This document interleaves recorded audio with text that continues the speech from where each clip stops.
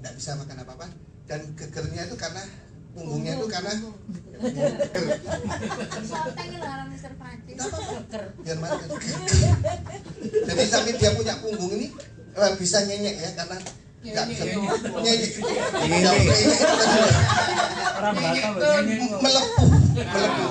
Melepuh karena kena panas ya.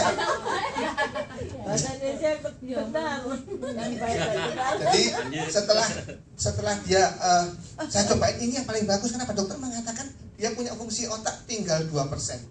Jadi karena jantungnya masih berdetak bagus, dia dinyatakan masih hidup. Jadi dia bilang ada 3 kemungkinan, mau disuntik mati, bukan nggak mungkin kan, atau dia dipanggil oleh Tuhan lebih cepat, atau dia dibiarkan sampai jantungnya berhenti. Berarti kan nggak dikasih obat apa-apa, hanya dikasih vitamin yang namanya ginkgo untuk menahan lebih lama dia bisa hidup. Saya pikir ini paling tepat. Saya coba, betul enggak? Ya kalau kita ngomong kunci percobaan. Tapi saya pikir obat ini toh enggak akan membuat dia lebih jelek kan? Kalau enggak ya sudah memang sudah waktunya meninggal kok. Terus sekarang hasilnya dia. Nah,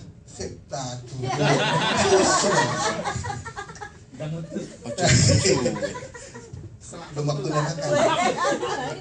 Jadi saya heran, saya minum itu awalnya memang 2 pagi 2 malam. Tapi saya terus apa? Dicampur makanan. Ya, sementara dicampur makanan karena waktu itu masih diselang ya, nggak bisa. Jadi pada minggu pertama dia kejadian ada kalau malam mau tidur kejang-kejang. Hari ketiga kejang gitu, lebih banyak kejangnya. Suster yang saya enggak apa-apa. Itu adalah proses regenerasi selnya sehingga dia tidurnya bagaimana? Tidurnya bagus. Tadinya dia kalau malam tidur tuh selalu gelisah, nggak bisa tidur, terus ngorok tapi nggak bisa tidur. Sekarang tidurnya kok bagus. Saya bilang oke, itu terjadi regenerasi sel. Saya jalanin terus, saya coba tambahin dari 3. Wah, tapi dia kejangnya lebih banyak. Oke, kalau itu jangan kembali lagi gitu. Ya ini namanya coba-coba ya.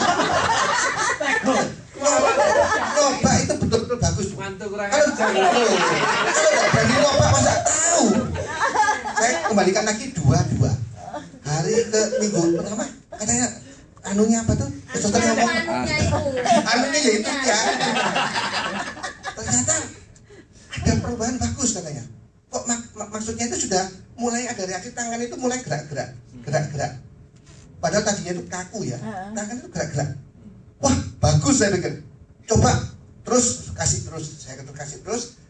Minggu ke-5 ya, perjalanan minggu ke-5 sudah lepas ininya, selang mulut dilepas, sudah bisa makan bubur halus. Tapi tidak sadar.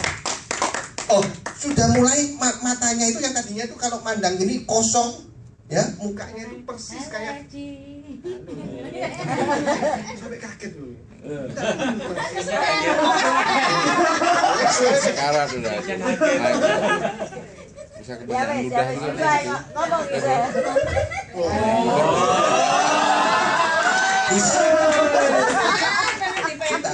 Sampai di mau atau ya moto nih matanya sudah bisa, kalau ada suster itu lewat gitu ya, dia matanya sudah bisa ngikuti. Wah itu bagus, bisa senyum. Fotonya ada di tempat saya.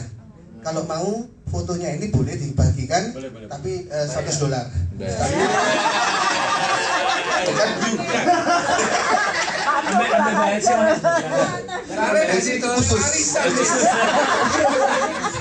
Maharnya nanti mahar.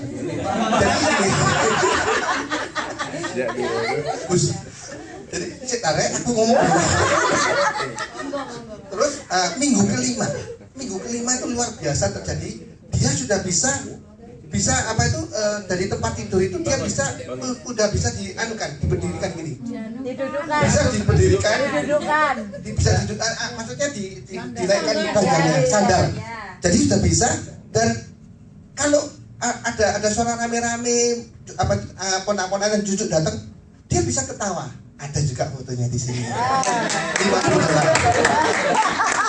Yang hebat lagi, 3 hari sebelum saya berangkat ke sini, minggu ke-7, dia bisa sudah lepas dan bisa makan bubur kasar, bisa didudukkan di kursi roda, mukanya yang tadinya itu seperti mayat pun kurus, sekarang sudah mulai merah-merah dan agak gemuk karena sudah bisa makan bubur kasar.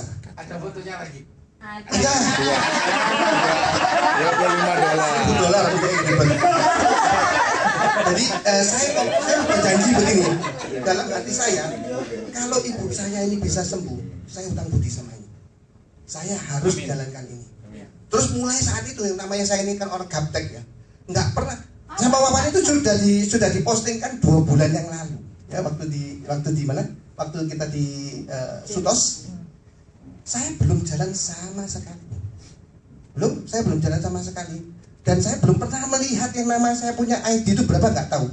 Pada saat saya mulai klik itu sebelum berarti hari Jumat sebelum acara di Surabaya tanggal 25, tanggal 23-nya saya lihat, saya baru mulai coba-coba buka, saya bingung. Loh, hah? Saya buka di website saya kaget ya. Loh kok ada duit cak itu banyaknya, ada $500 lebih. Loh saya itu cuma ngerebut satu orang, yang orang Bali, yang kebetulan yaitu yang namanya Ibu, nanti juga itu ada di fotonya di Pak Bambang. Berapa? Terserah Pak Bambang berapa nanti. Itu ada, jadi berarti di situ dia itu ada satu orang kesaksian seorang ibu yang tangannya itu kulitnya kalau nggak disuntik selama 17 tahun tidak pernah lepas dari suntik vitamin C setiap minggu 2 kali. Sampai bingung suaminya kalau dia suntik terus begitu kan ginjalnya pasti bahaya kan ya kena ya.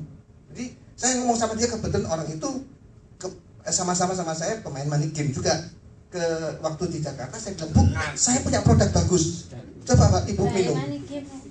Waktu dia minum dalam waktu 1 minggu, dia kebetulan ke Jakarta pagi jam 3 cepet-cepet dia karena udah terlambat pesawatnya hampir. Dia lupa nggak disuntik dan dia nggak bawa obat suntik itu. Dia begitu jam minum 1 minggu itu ya. Dia sampai di Jakarta kan kena dingin loh. Wah dia begitu turun kaget, loh saya kan belum suntik. Wah pasti saya jadi nenek lagi. Dibuka sama dia, tidak apa-apa, tidak suntik. Nah mulai saat itu dia sudah mulai lepas suntik sampai saat ini dan itu tidak ada masalah. Loh saya baru merekrut 1 orang saja loh. Kok saya dapat 5 juta itu mau tidak salah ngitungin. Saya mikir bersama, Wah ini tidak salah tuh saya dapat saat ini. Ya apa caranya ngitung? Baru saya mulai belajar yang namanya plannya dirinya. Wah saya lihat ini mantap betul. Sudah saya langsung ke sini. Nah ini saya katakan memang sesuatu yang mau mencapai sukses ya, itu membutuhkan waktu.